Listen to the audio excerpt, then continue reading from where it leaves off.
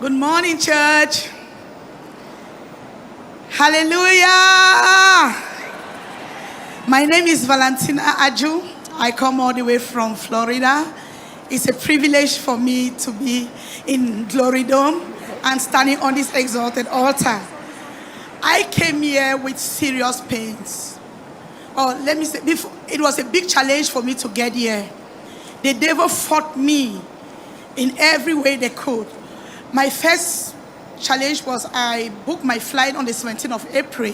When I got to the airport, they looked at my passport. They told me my passport just is left with 3 months to expire, so they won't let me go. So I went back home, expedite the passport, they renew it. I called the flight company, arranged the flight. Everything was okay. I asked them, do I need to add any money to this ticket? They said, no, you're good, your flight is good. The following week now, I went back to the airport. When I got there, they told me, madam, you're booked, but there is no ticket for your flight. I'm like, what? So we struggled, that flight was canceled, and I went home. I cried. When I got home, I decided to rebook the flight. They said, okay, now the only flight you can get now, you will stay at the airport for 10 hours. I said, even one day I will stay, I don't bother. I left. Madam, all this while, you were with the pain, yes, doing all these rounds. Yes, sir. Yes, sir. So I got now to the airport at New York, waited 10 hours. When it was time for the flight to go, 8 o'clock, no flight. 10, up to 10, no flight. 11 o'clock, no flight. I started crying. I want to give a big shout out to the foreign decks of this ministry. They are amazing. I reached out back to the foreign decks. At that hour, I was crying, and immediately they reached out to Daddy about my situation and what was happening. At this moment, they have asked us to exit the plane, that we might not fly that night. I was like tearing. So on my crutches, I'm struggling to get out of the plane. On my back, my phone was ringing. I couldn't pick up that phone. When I got out, and then we sat where they were trying to see what will happen to us, Mr. Great reached out to me. I reached out. I said, I saw a missed call with a Nigerian number. He said, that is Daddy. Oh my God. I screamed. I said, who am I that Daddy should call? I was screaming. I said, Daddy called me. At that moment, I reached back. I said, did Daddy give a word because I didn't get a call? He said, Daddy said, smooth trip. The foreign desk office called me and said, there is somebody trying to come to Nigeria and the devil does not want her to come. Plane cancelled, this happened, stayed at the airport for 24 hours, stayed at the airport for how many hours? The devil does not want her to come and she is afflicted. I said, give me her number. And then I called. I've never known her, never met her, I don't know who it was. Made a call and then decreed that she be released to come. I didn't even know she was afflicted and on crutches or had any challenge at all. Now go ahead. Okay, thank you. So we went out, we sat. They said, okay, they don't know if we'll fly. I reached back to Mr. Great. I said, did Daddy give a word? I just need a word. He said, Daddy said, smooth trip. I said, devil, you are in trouble. I told you he was my daddy. You thought I'm joking. You see, he cares for me. He just called me. I said, I am going to Glory Dome.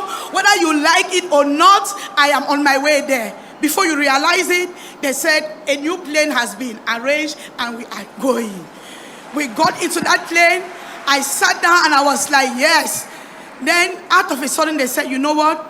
You people might not be going because the hostels have taken so much time and it seems as if their time for the day is over. I'm like, no, Daddy already spoke a word. Smooth trip, I'm going. That is how, before we realized, they said, fasten your seatbelt. Everything is okay, you're going.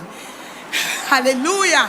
Then we left. Before I got to Abuja, to Frankfurt, they said the plane for Abuja already left. I said, no problem. Daddy said, smooth trip, I'm going.